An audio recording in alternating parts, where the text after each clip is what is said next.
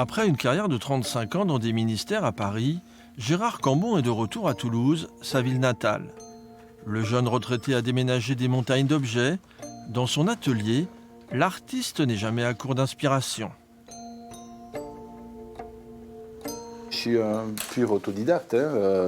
L'idée, c'est que j'ai jamais pratiqué aucune école d'aucune sorte.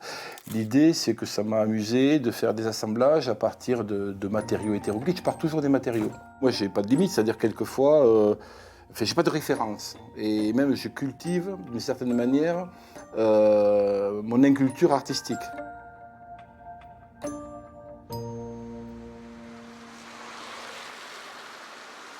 Les œuvres aérodynamiques de Gérard Cambon sont en vitrine d'une nouvelle galerie d'art située au cœur de Toulouse. Le lieu d'exposition est dédié à l'art brut et ses formes voisines. Et d'ailleurs, je vais vous montrer, c'est toujours double face. Ah d'accord. Ah ouais, alors là, il y a encore autre chose. L'art brut, bon, c'est assez vaste, ça a été défini par Jean Dubuffet il y a très longtemps. C'est de l'art créé par des gens qui ne sont pas du tout des artistes, qui font ça aussi dans leur coin, tout seuls, sans avoir idée qu'ils font une création artistique. Et donc, ils vont créer une œuvre de manière autodidacte, complètement libre.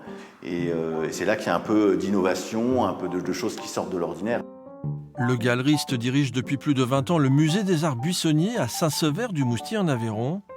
Cette expérience associative l'a mené à créer une galerie d'art nomade avant d'ouvrir cette adresse fixe.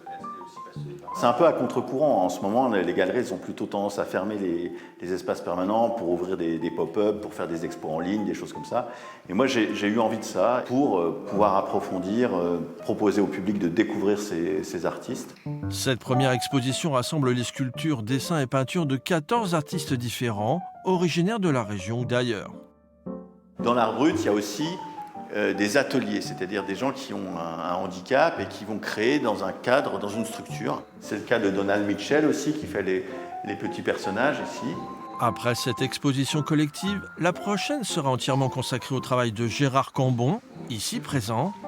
Un univers décalé, visible jusqu'au 20 janvier.